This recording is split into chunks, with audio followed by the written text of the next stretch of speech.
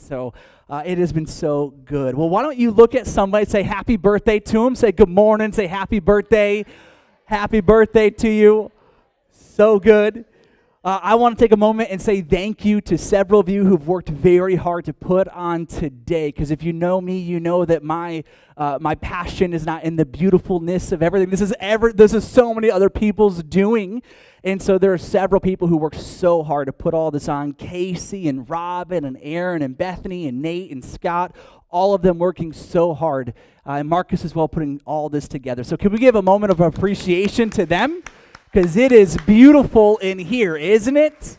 Right? I was just like, let's throw some tables up. It'll be all right. We don't need tablecloth. What's a table covering? You know, a centerpiece. Oh, my goodness. But this is beautiful, friends. I also want to highlight on every table, and you'll even see these around the building, are these little cards that invite you to please help capture today.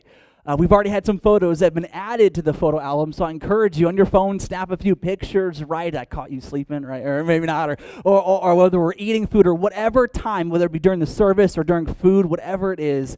Listen, I encourage you, snap some pictures with your phone and add them through the QR code on the little thing that's on your table. And again, those cards are all over the building, and so you'll find them everywhere. Except the restroom. Like there was like, should we add these? Maybe not. We'll wait till people are finished doing what they're doing. But friends, I'm just in awe of this morning.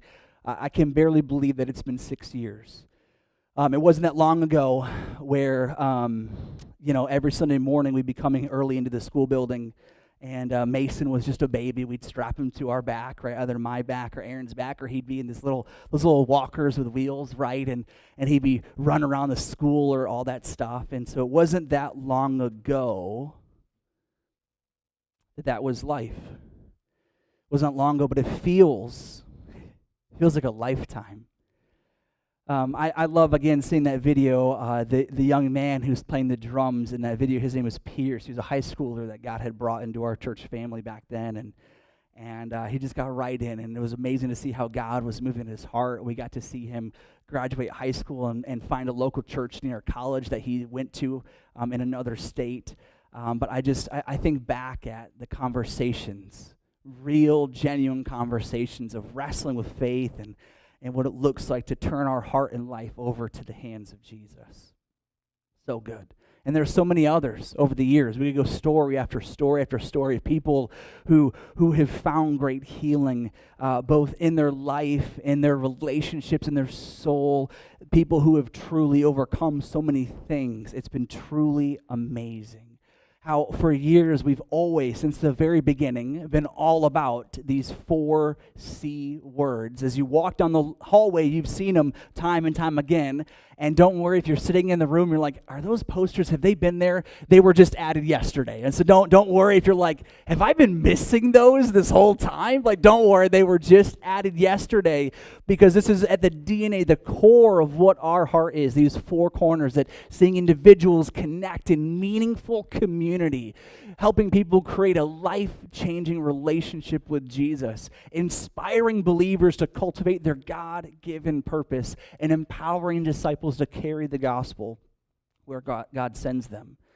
As we gather this morning, like I said, my heart is full, because I remember, again, in just the short history of our church, the faithfulness of God, the goodness of God, what we just sang.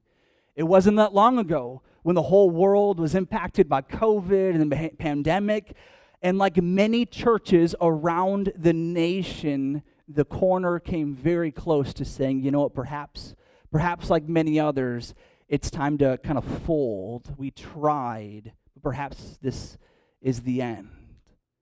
But in that time, really seeking the face of God and saying, no, we need to keep on going.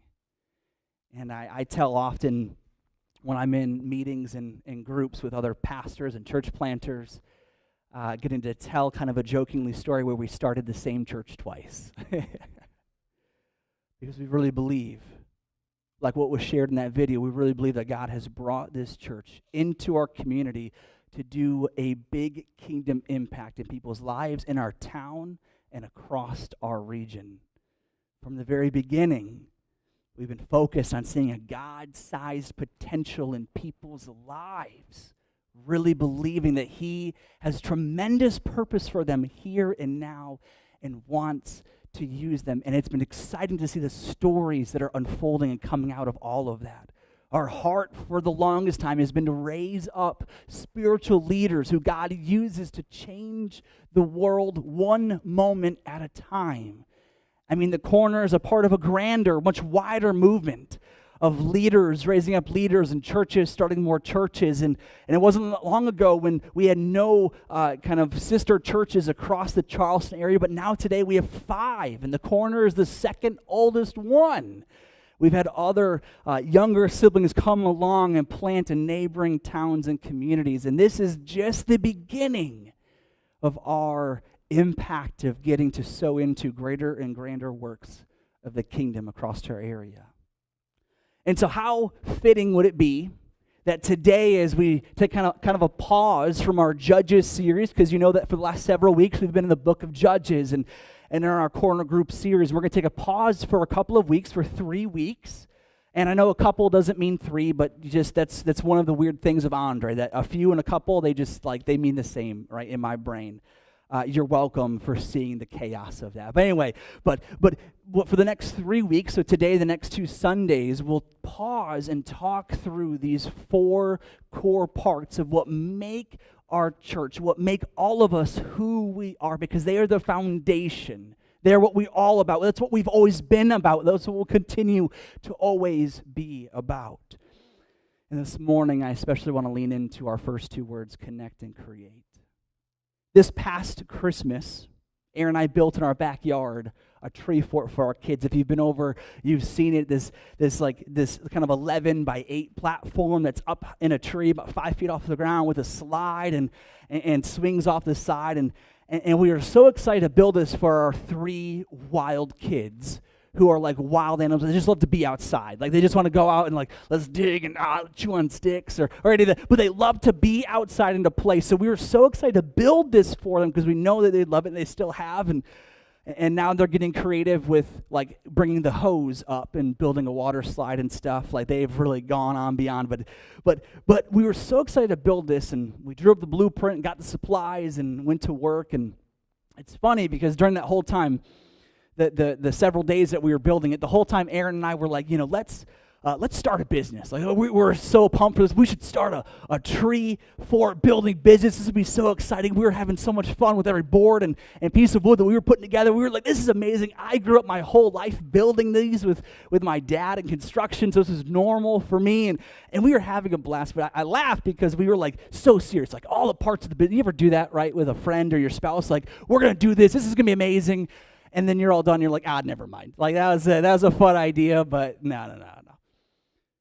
But in the building process, we gave extra attention to the corners because they had to be positioned properly for the entire thing to come out a masterpiece.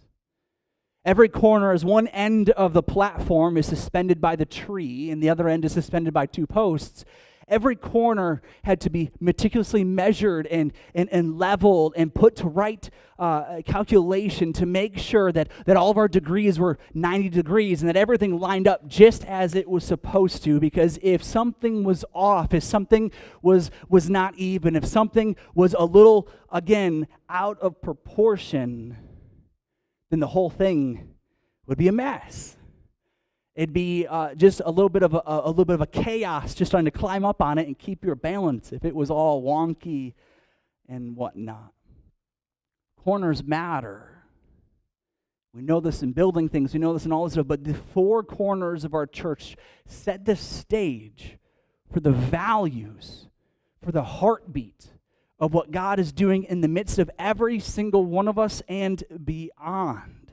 It has been my heart that every person who comes into this community would experience these things, and that not just Andre or Aaron would be the instigator of those things for other people, but other folks as well would embody responsibility for helping other people coming in and encountering and connecting in meaningful community and creating real life-changing relationship with Jesus and cultivating their God-given purpose in the world and carrying the gospel where God sends them, that everyone along with us would embody these things. Not just for Andre and Aaron to be the ones who are, hey, you do this and this is what God wants to do in you and all these things, but that you would also speak that into other people's lives.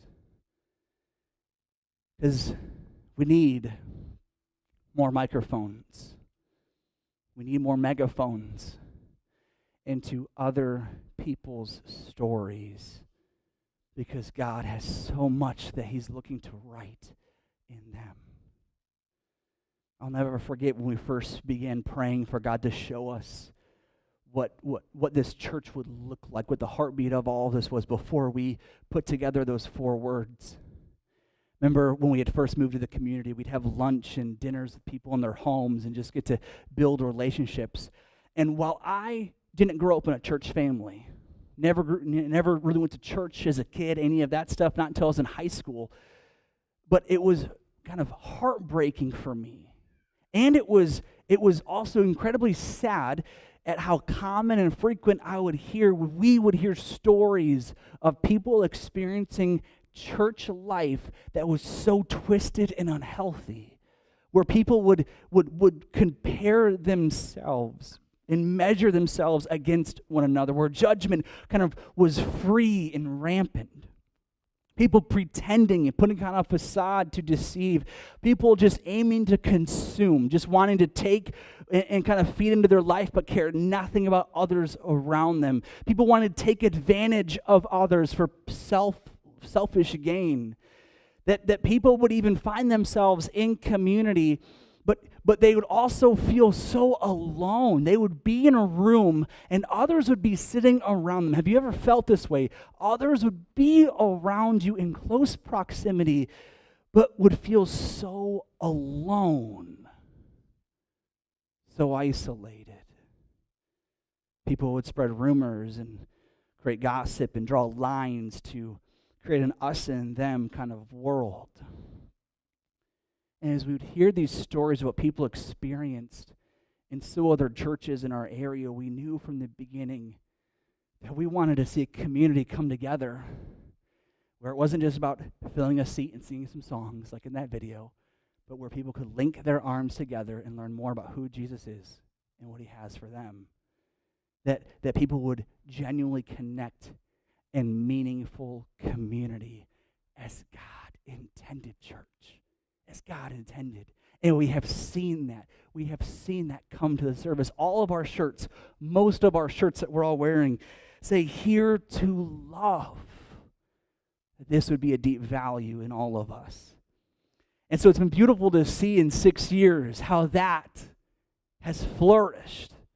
But what has also been incredible is how we have also seen so many people come to this deep new place of wanting to create a life-changing relationship with Jesus. Because something else that I have learned, and maybe you've seen it as well, is that many people get close.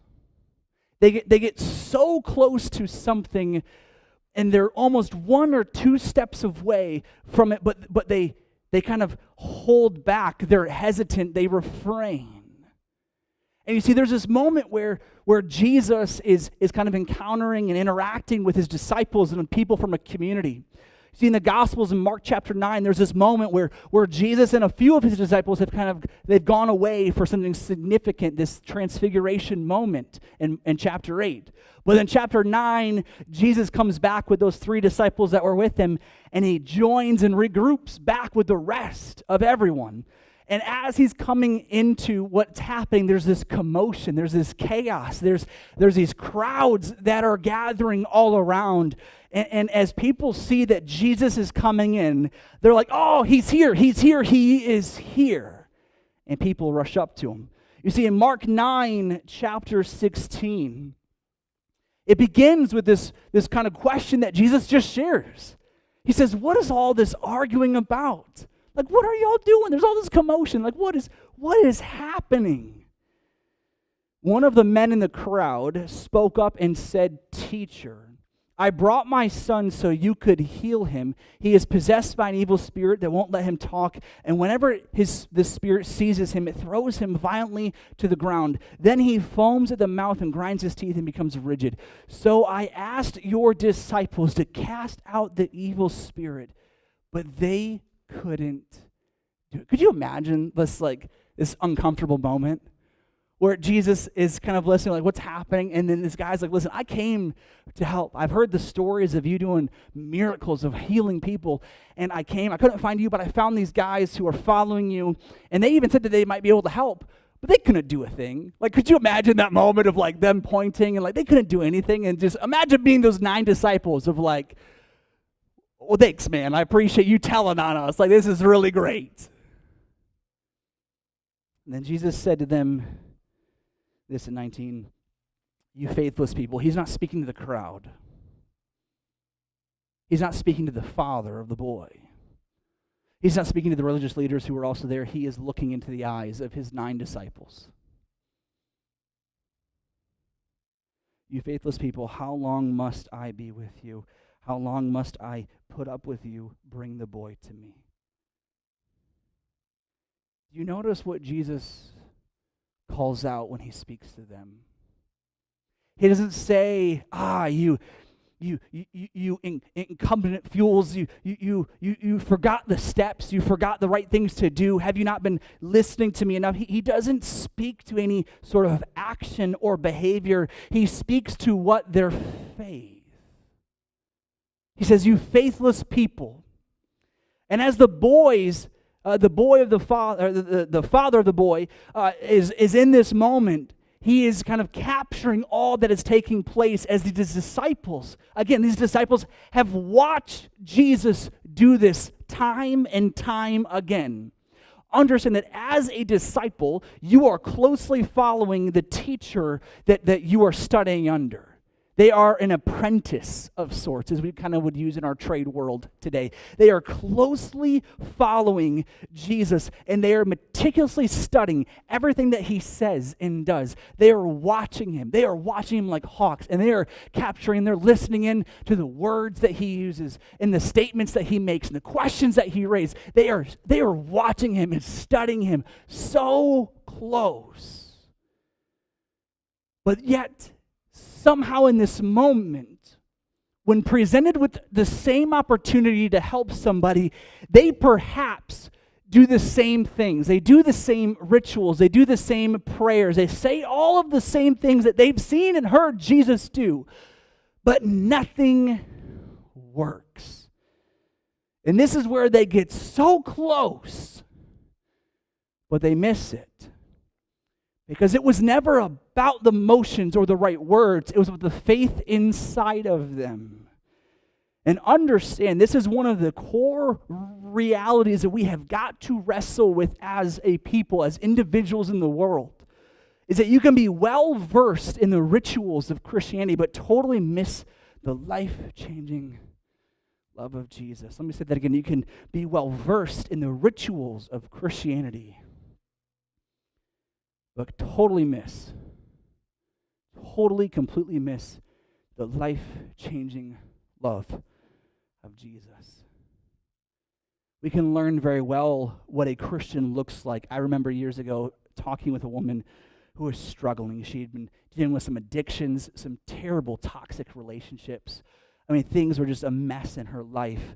I remember we were talking, and she was in a place of like, I know what I need to do. And she would just talk about how I need to stop doing drugs, I need to stop smoking weed, I need to be in church, I need to do all this, I need to do this and do this, I need to start going to church, make Christian friends, I need to do all these things. I need to stop giving myself to all these guys who keep promising me all these things but are lies. She made this long list, and it was a great list. It was a great list. But I remember at the end, I just paused, and I asked her, is there perhaps anything that you're missing? And I remember it was funny because in that moment, she's like, do I need to stop cussing people out? I'm like, yeah, you should probably stop doing that too. But that's not what I was getting at. That's not what I was getting at. You see, you forgot to put Jesus first in your heart. Because in our culture, we've gotten really good at knowing what a Christian looks like. But understand, a Christian is not about being a good person. Let me say that again. Being a Christian is not about being a good person. It's about following Jesus, loving God with all of who you are, and then we actually have the ability to love our neighbor as ourselves. Loving others comes after discovering what it means to love God with all of who we are. And we have a day and time where we have a generation of folks in their 30s and 40s and 50s who have teenagers and young adult kids who are entering into the world, and they're scratching their heads of why their children are wandering away from God. As perhaps all of these parents have just copied and pasted the faith and the Christian look of the generation before them. It really wasn't cemented in. It really wasn't who they were. And now we have a generation of young people who are hungry, who are so hungry. I was listening to a podcast the other day of people under 20 and this new kind of worldview that's entering into our environment and our culture. We're familiar with modernism and postmodernism, but now there's this new essence of meta-modernism, and it's this whole new way where for several generations there's this emphasis on deconstruction and tearing everything apart. Now we're seeing this hunger to rebuild. But rebuild to what? And maybe not rebuild, but maybe I should say put pieces together in a way that is good and beautiful and right and true. But they just don't know what that looks like. They just don't know what that looks like. And understand, we have seen this cheese and crackers, wafer-thin religion, this cultural religious practice thrive. But understand, it is not of substance. You can be well versed in the rituals of Christianity, but completely miss what it is like to have the life-changing love of Jesus inside of you. The disciples got the motions. But Jesus said, no, it's not about what's on the outside. It's not about the right words or the right behavior or the right actions. It's about what's on the inside, you faithless people. As the moment continues to go on, Jesus then has this interaction with the boy's father. As Jesus said, bring the boy to me, they do so. And then in verse 20, we see this happen. He says, so they brought the boy, but when the evil spirit saw Jesus, it threw the child into a violent convulsion, and he fell to the ground, writhing and foaming at the mouth. And in verse 21, Jesus says, how long has this been happening?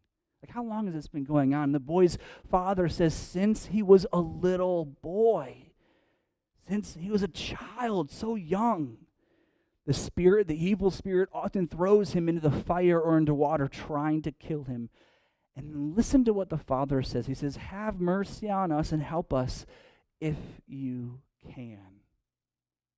And then Jesus responds, what do you mean if I can? See, this is a moment not where Jesus is shaming him.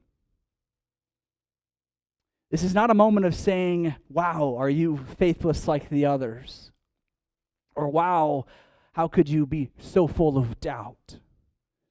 See, the father isn't doubting Jesus. He's heard the stories of all of the miracles, of all of the healings, of all of the demon spirits being cast out. He's heard, and that is why the father has brought the boy to Jesus in the first place. But he thought he was trying the right thing with the disciples and nothing was happening. And so in this moment, he's not doubting Jesus. He's doubting the circumstance that he finds himself in because he's tried so much, but nothing has changed. His doubt is not in God, but and maybe things have just gotten too bad. Maybe things have gone on for far too long and there is now no hope.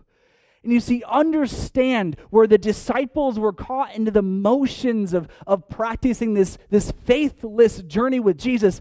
Now the boy's father comes out in this raw moment and says, oh my goodness, I don't know if anything can be changed.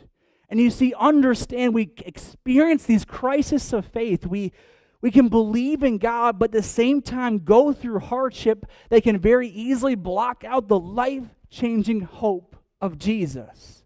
We experience these crises of our faith. And it's heavy. And we forget the past moments where God was faithful. And we forget the past moments where God did conquer the mountain. But now we stand before a new problem, or a problem that has always been there but has been on the back burner for a while. And in our mind, we see it as a mountain that cannot be climbed.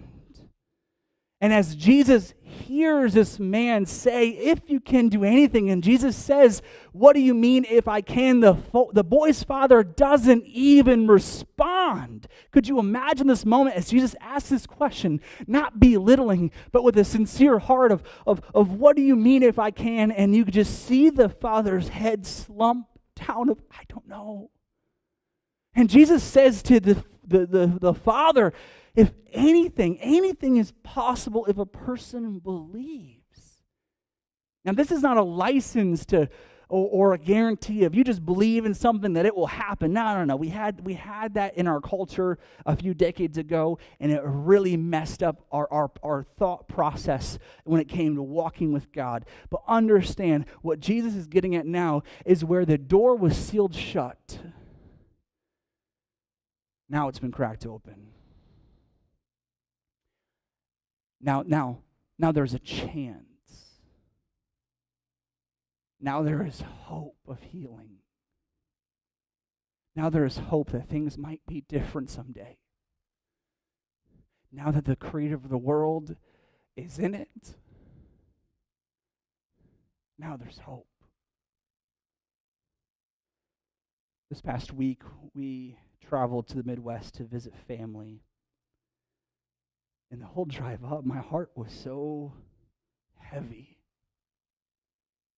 As in just a couple of days, I would spend a few family reunions with a family tree of mine that is so absent of Jesus.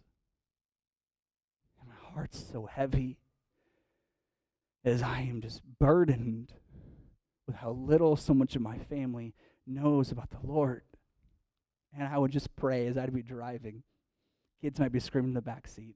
It's just what it is.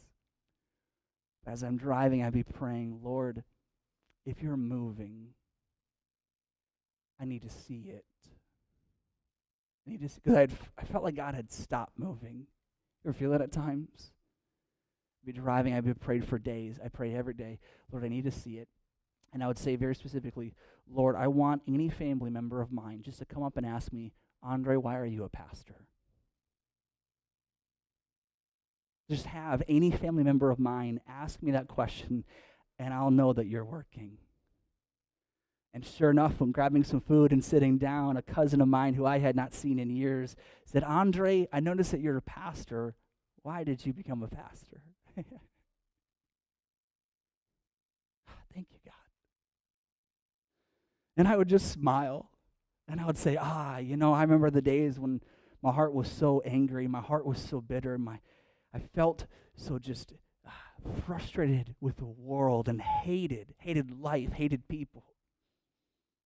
But then I realized how much Jesus cares for me and how he really did walk this earth and how he was so much more than just a historic figure. He really was God in the flesh. And he really did make it possible for us to have a whole new life with him. And he has changed me from the inside out. And now I just want to help as many people as possible know that he can do the same for them. God gives hope to the one who is drowning in hopelessness. He wants to. You see, as the father listens to Jesus say this, the father then cries out instantly, I do believe, but help me overcome my unbelief. At another moment, I sat across the table from a young man who just through a beautiful interaction for a time came to this church, and a young man that we knew from a long ago, but then God reconnected through some beautiful ways. But as I sat across from this young man, he would go on to tell me that his childhood was hard. He had always believed that God was real. He always believed in God, would even call himself a Christian. But he would go on to tell me about how his childhood was hard, how his dad would often come home. He was a single child. His dad would come home, and he would go right to drowning his sorrows in the bottom of so many empty bottles. How his father would also often get frustrated and angry, and the goal was just to hide and to stay away. And then as I'd sit across from this young man, as he would tell me this story that 4 years ago at this time, when he was 14 years old, one day, like anything else, his father would come home and the same events would unfold, but as the evening would wind down, out of nowhere, in the middle of listening to his TV, as he's watching a movie, he would hear the loud, what felt like a never-ending sound of a gun going off.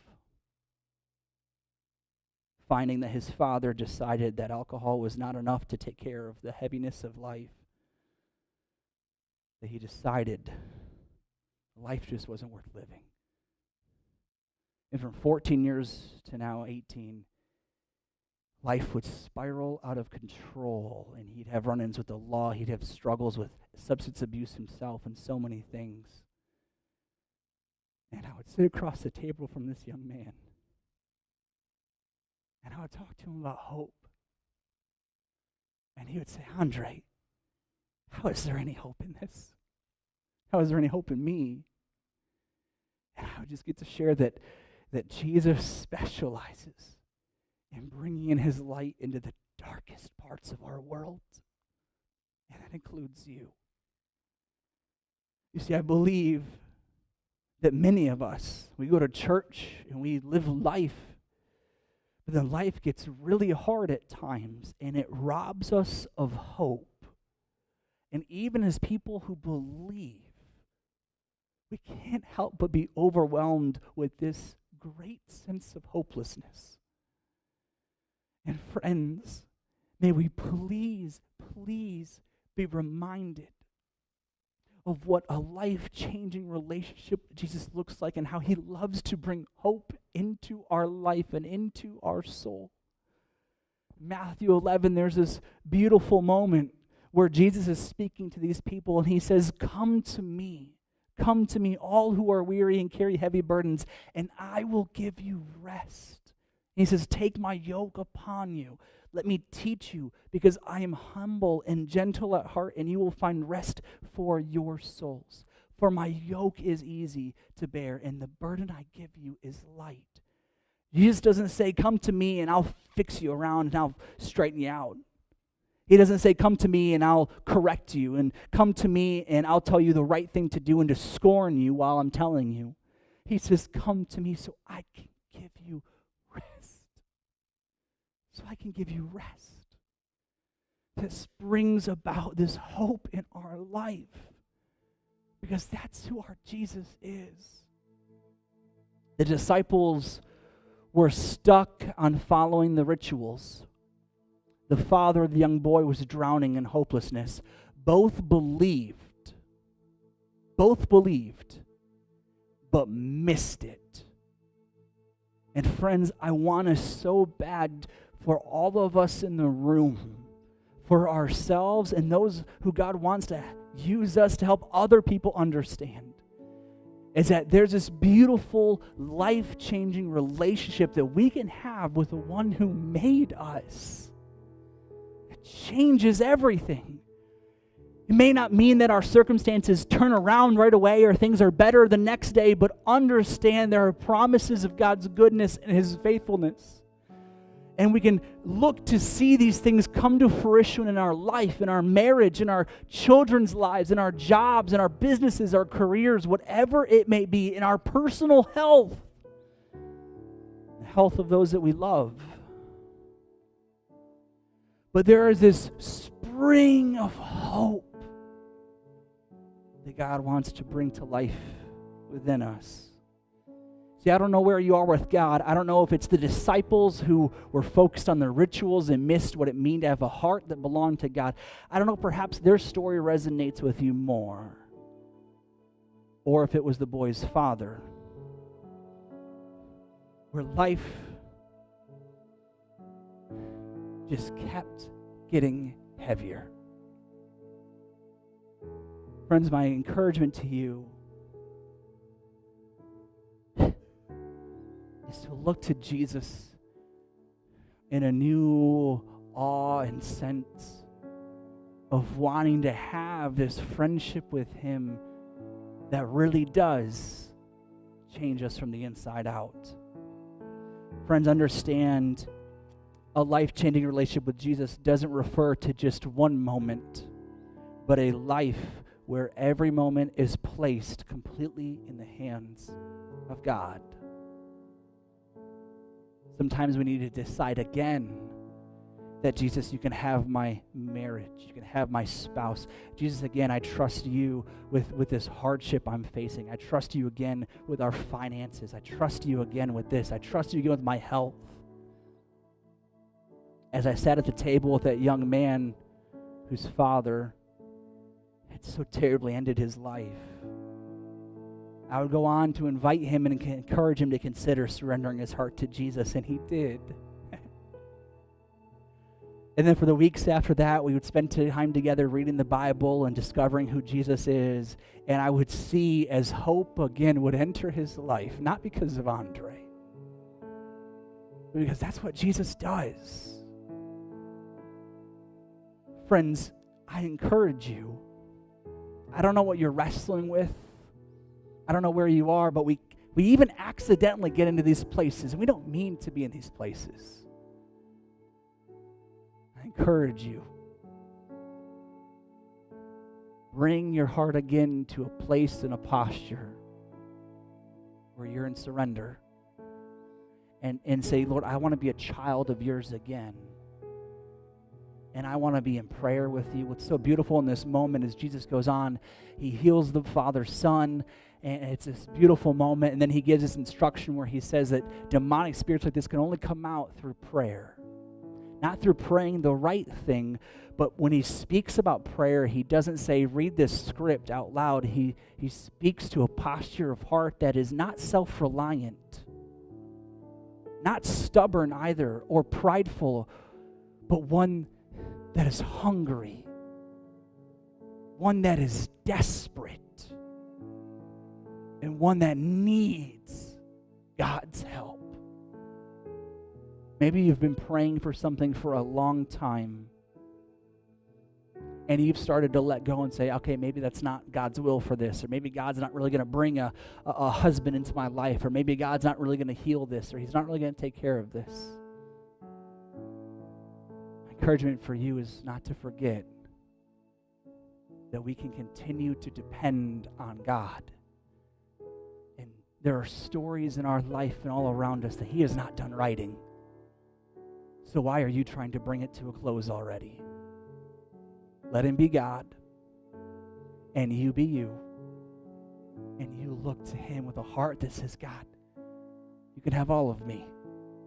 How about this moment we stand together and go to the Lord in prayer?